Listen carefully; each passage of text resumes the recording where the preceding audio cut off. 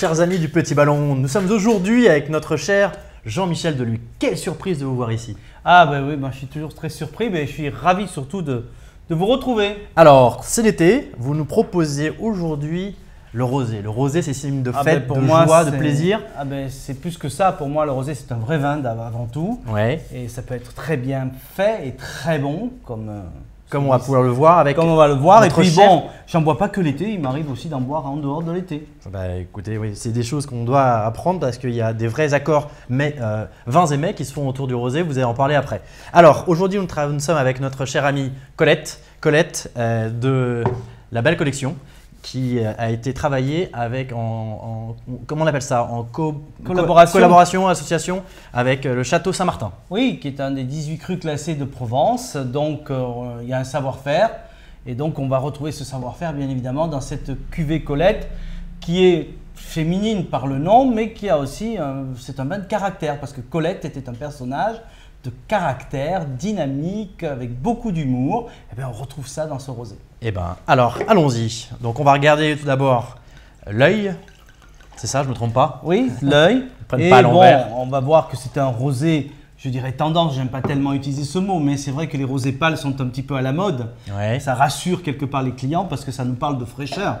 Et donc, effectivement, on a un rosé pâle, couleur légèrement framboise, reflet cuivré, une belle brillance qui nous parle de vivacité et de fraîcheur. Et quand on a un rosé qui va être très clair, est-ce que ça veut dire qu'il va être très léger ou ça n'a rien à voir? Alors ça inspire cela, mais là la légèreté c'est dans le goût, ce ne sera pas forcément dans l'alcool. On est quand même au pays du soleil, mais bon c'est une vinification, pressurage premier pressurage je veux dire, et donc très lent et voilà ça a juste le temps de donner un peu de couleur, mais on est plutôt dans un style vin blanc entre guillemets. Bon, et bien écoutez, vin blanc, est-ce qu'on retrouve ça au nez?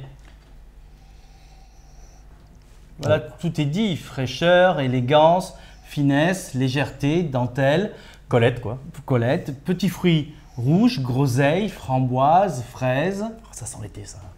Bah oui, on a presque, ça c'est comme je dis toujours, c'est un vin qu'il faut boire avec des tongs. Mais bon, ça inspire ça, mais c'est fin quand même, c'est racé.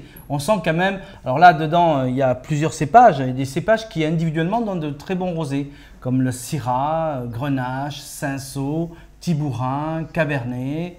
Voilà, je crois que j'en oublie un, mais c'est un assemblage de 5-6 cépages qui donne ce rosé, donc c'est vraiment un rosé assez particulier. Bon, et donc en bouche.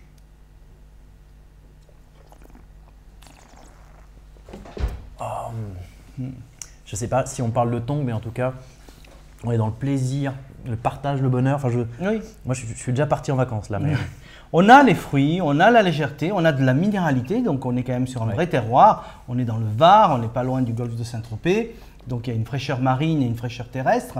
Donc effectivement, on a cette fraîcheur et des fruits. Donc c'est un vin gourmand, suave, rond, désaltérant. C'est vraiment ce qu'il faut l'été, un vrai rosé d'été. C'est magnifique. Et du coup, ça, le service, on parle souvent de température trop chaud, trop froid. Là, on est à quelle température? Alors, moi, je dis souvent qu'en été, il faudrait boire les vins à 10 plutôt que 12. Donc 10, hein, un peu plus frais parce que le temps d'ouvrir la bouteille, de servir le verre, ça se réchauffe très rapidement. C'est un rosé d'extérieur, mais pas que. On peut le prendre à l'apéritif, sur des grillades, sur des brochettes, sur du poisson, sur des petits farcis. Enfin, voilà, toute la cuisine du soleil. D'accord. Et du coup, là, on est sur la cuvée donc 2014. Et ça veut dire qu'il faut le boire cette année ou on peut le garder un petit peu en termes de service? Alors, en général, les rosés ne se gardent pas, sauf certains rosés. Mais je dis que si vous voulez profiter du fruit, du côté croquant, c'est dans l'année qu'il faut le boire. Donc 1-2 ans si on veut. Mais il n'y a pas d'utilité à garder un rosé aussi longtemps. Bon, question bonus, est-ce qu'on a le droit de mettre des glaçons dans le rosé? Alors moi, je n'en mets pas. Mais je fais mes glaçons à moi. Voilà, oui. C'est ma petite astuce. Je mets des gros grains de raisin au congélateur et je m'en sers comme glaçon si je trouve que mon vin n'est pas assez frais. Bon, bah, très bien. Vous avez maintenant plus qu'à aller chercher vos tongs.